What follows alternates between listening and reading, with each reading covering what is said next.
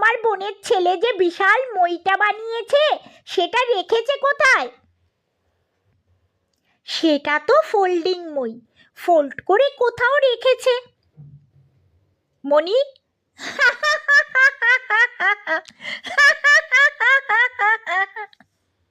হেসে উঠে বলল, পৃথিবীর যেদিকে ভারতবর্ষ ঠিক তার বিপরীত দিকে আমেরিকা।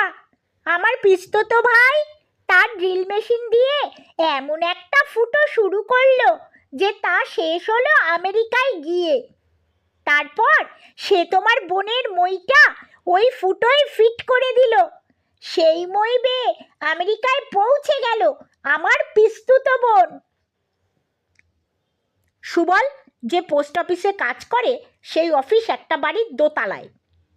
সেদিন সে যখন সিঁড়ির সামনে উপস্থিত হলো অফিসের দোতলায় উঠবে, দেখে অফিসের সহকর্মীরা হুড়োহুড়ি করে সিঁড়ি বেয়ে নেমে আসছে দ্রুত অফিস থেকে পালিয়ে যাওয়ার জন্য। অফিসের পিয়ন গুরুদাস সুবলকে দেখে বলল, স্যার অফিসে যাবেন না, এখনই বাড়িটা ভেঙে পড়বে। একটা পার্সেল এসেছে, সেটা ধরতে গিয়েই বুঝতে পারলাম তার মধ্যে টাইম বোমা রাখা আছে স্যার। টাইম বোমার সাথে ঘড়ির কাঁটার এমন সংযোগ থাকে যে নির্দিষ্ট ঘরে কাঁটা এলেই বোমা ব্লাস্ট করে।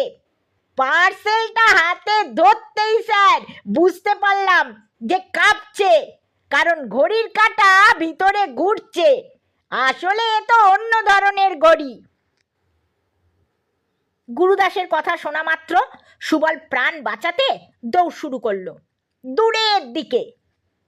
কোনো এক চিত্র সাংবাদিক ওই পথ দিয়ে যাচ্ছিলেন। তিনি পোস্টমাস্টার সুবলের দৌড়ে পালিয়ে যাওয়ার ছবি ক্যামেরায় বন্দি করে রাখলেন। বম্ব স্কোয়াডের পুলিশ অফিসে এসে পার্সেল খুলে দেখে তার মধ্যে আছে ভাইব্রেশন বেল্ট। কোনো কারণে বেল্টের ব্যাটারির সাথে সুইচের সংযোগ হয়ে যায়, তাই বেল্ট কাঁপতে থাকে। পরের দিন খবর কাগজে ভয় পেয়ে সুবলের পালিয়ে যাওয়ার দৃশ্য ছাপা হলো। মণি ঠাট্টার ছলে অপর্ণাকে অপমান করার জন্য একদিন বললে, তোমার স্বামী ভয় পেয়ে দৌড়ে পালানোর ছবি খবর কাগজে ছাপা হয়েছে।